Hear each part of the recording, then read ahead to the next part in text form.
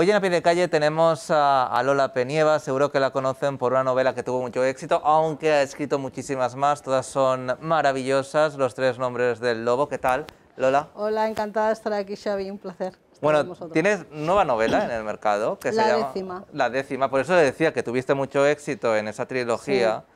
Pero realmente has escrito muchísimas novelas y con estas consecuencias de retar a un conde, pues la verdad es que es un estilo romántico, pero también se mezcla misterio, comedia, hay como un pupurrí de Sí. géneros y atrapa muchísimo. Bueno, vamos a hablar enseguida de consecuencias de retar a un conde, pero antes de nada me gustaría que con 3 palabras pues definieras un poco la novela que has escrito. A lo mejor es complicado. Bueno, es que tiene tantos ingredientes que es complicado. A mí pero me la vendiste muy bien. Yo te la vendí bien, ¿verdad? Sí, de verdad, y tengo que decir que desde el primer momento te atrapa porque, bueno, después hablaremos sobre ello, es una lectura muy fácil, la historia te envuelve enseguida, la ambientación, y esto también es gracias a los diálogos, pero después hablaremos sobre ello. Pues 3 adjetivos o 3... 3 adjetivos: fresca, divertida, intensa. O sea, son como sobre todo lo de intensa y divertida. Y es una novela que es muy fluida, tiene mucho diálogo, tiene muchísima aventura, porque es una novela en la que ocurren muchísimas cosas, hay acción constantemente.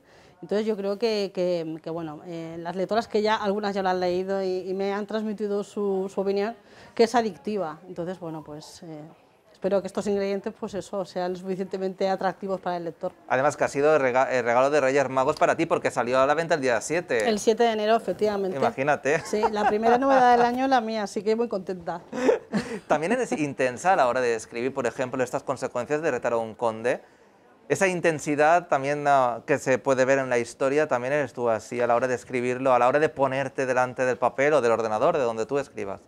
Sí, totalmente. Yo creo que para mí, como lectora, a mí para que una historia me atrape me tiene que despertar emociones, ¿no?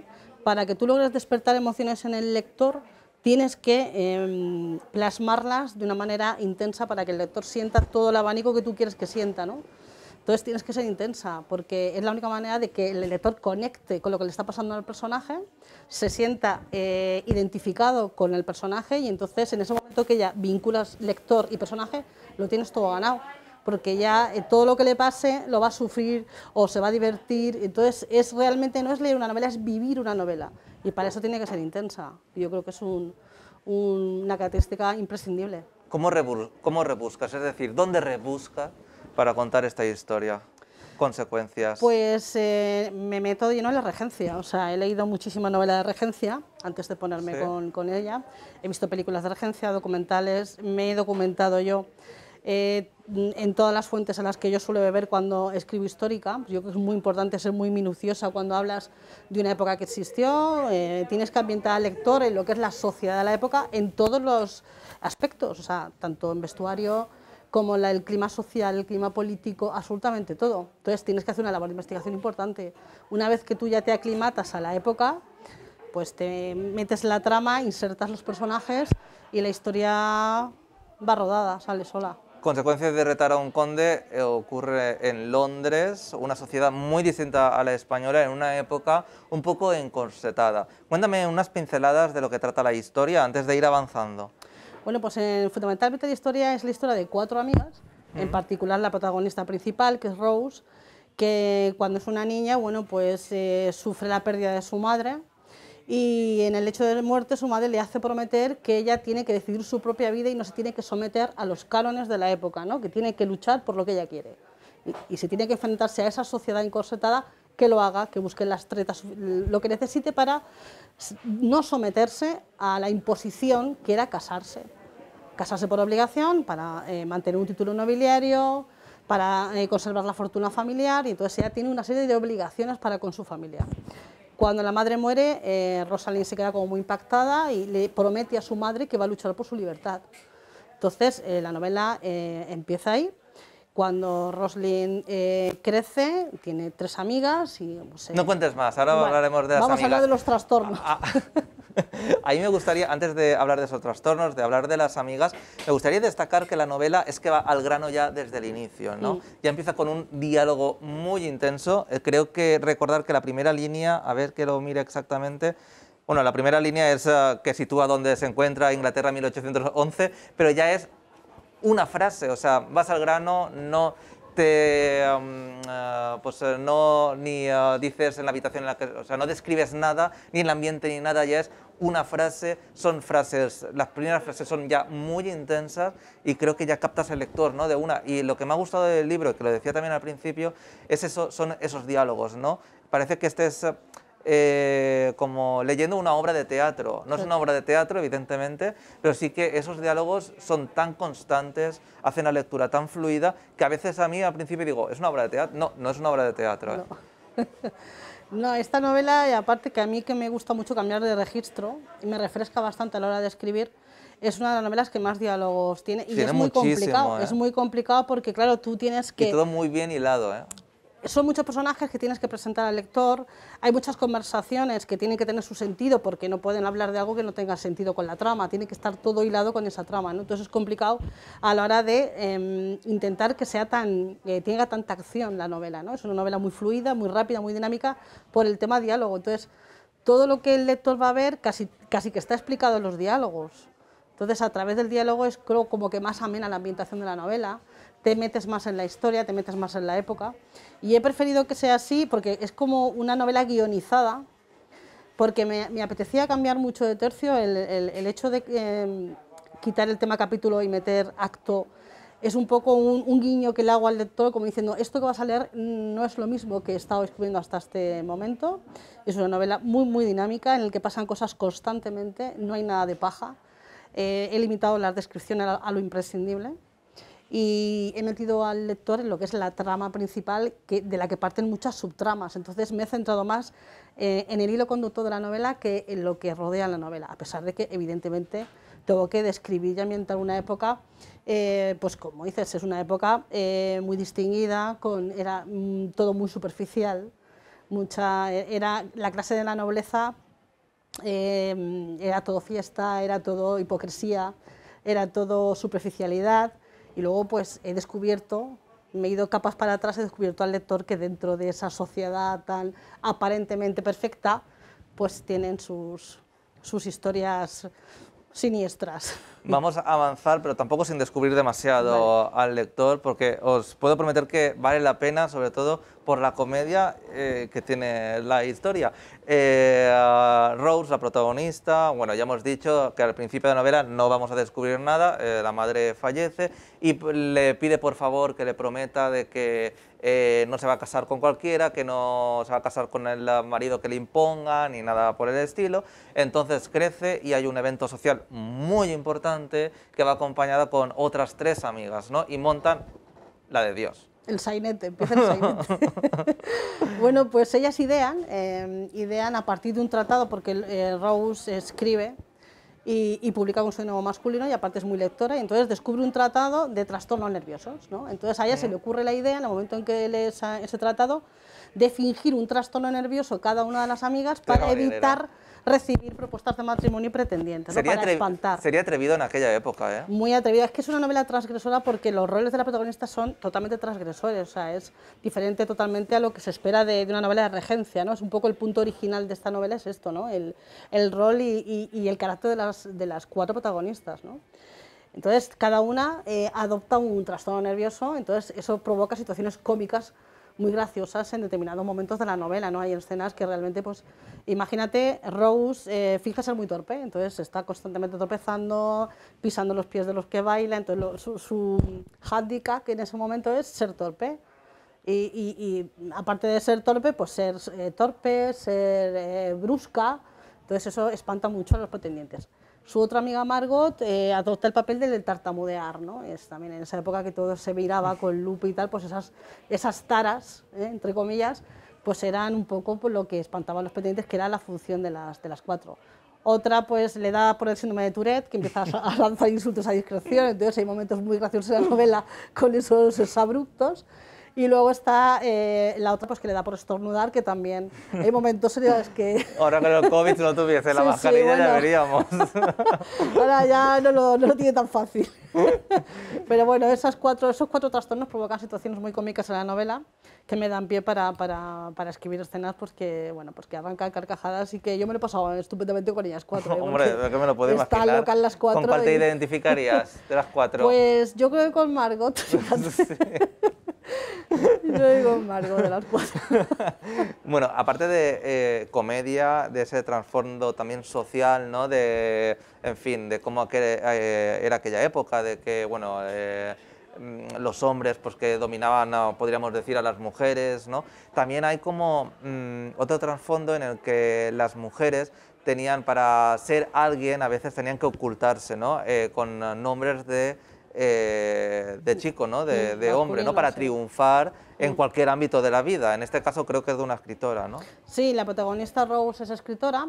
Evidentemente es imposible que publique con su nombre porque en esa época los editores no publicaban a mujeres. Entonces ella se camufla en un seudónimo masculino, en este caso Raymond Sullivan, que ella se inventa el nombre y la identidad del escritor, y entonces tiene cierto éxito en las novelas de Raymond Sullivan, y entonces toda la nobleza quiere conocer al enigmático y misterioso Raymond Sullivan, que nadie lo ha visto jamás, ¿no? Entonces esto desencadena pues una apuesta, una duquesa muy importante, que es la que celebra la macro fiesta donde se hace la presentación en sociedad.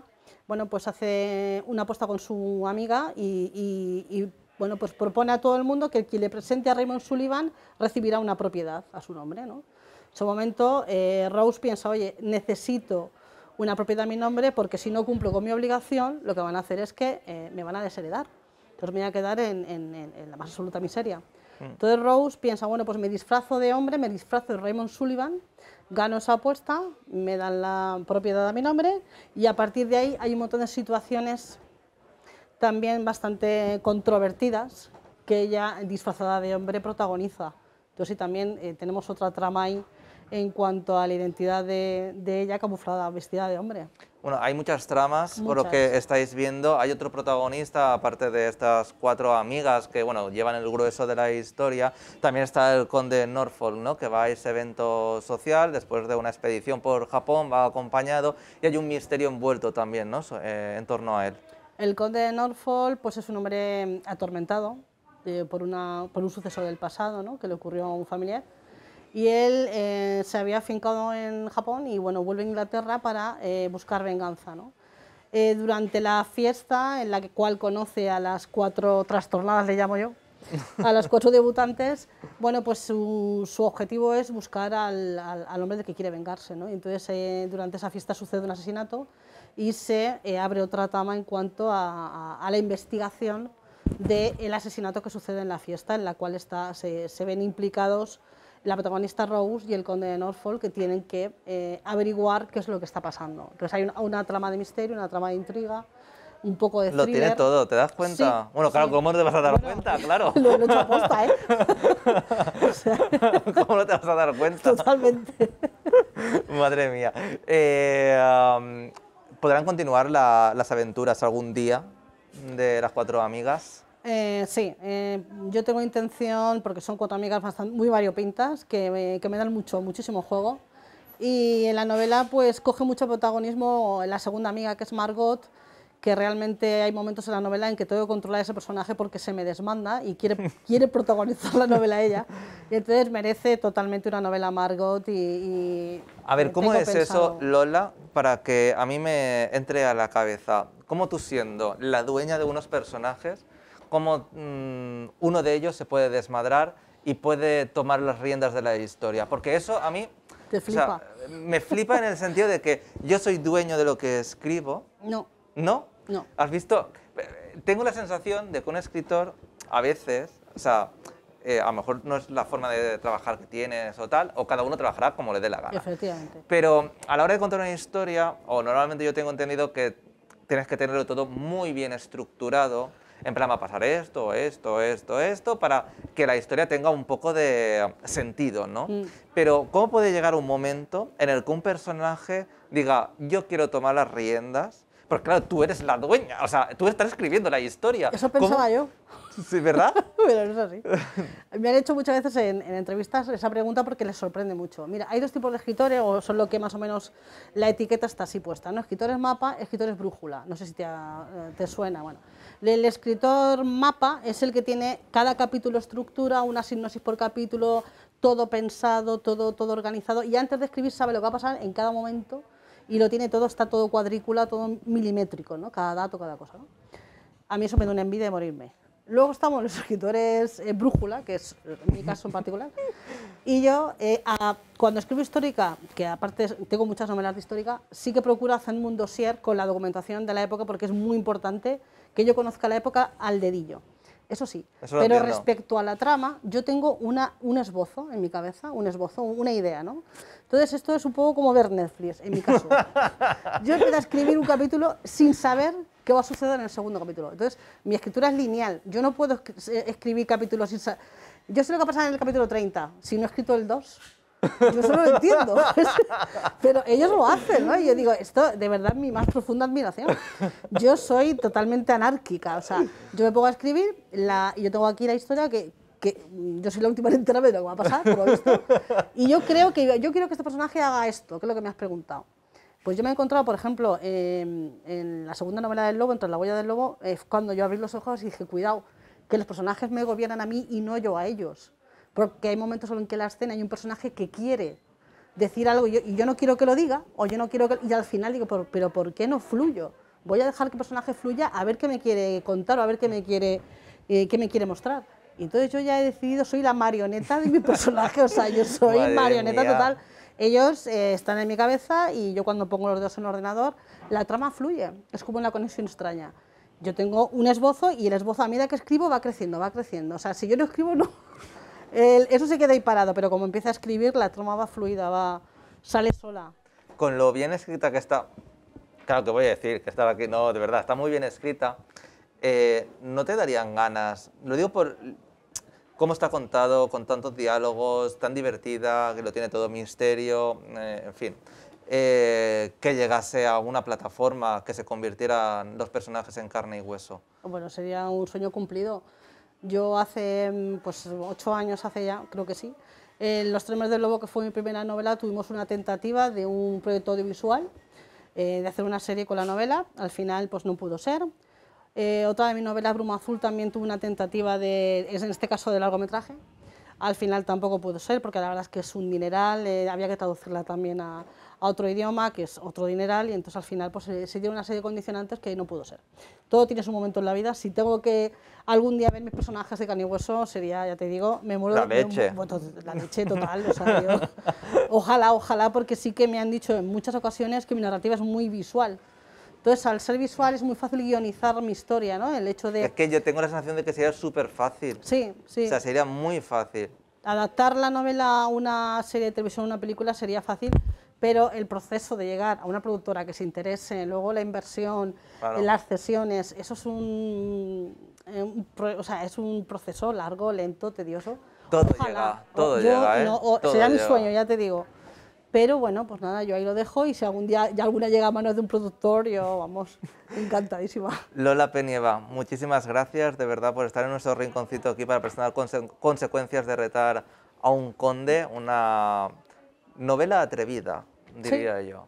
Muy atrevida. Sí, pues yo encantada de estar con vosotros, espero que el lector disfrute mucho de la novela, que lo pase muy bien, que no la pueda soltar y que bueno, que de mi mano viaje a la regencia y disfrute de cada acto o escena. Así que bueno, nada. muchísimas gracias, Lola, de verdad. verdad. A vosotros, un placer, muchas gracias. Pues ya sabéis, Consecuencias de retar a un conde, pues la podéis encontrar aquí en la Librería Popular.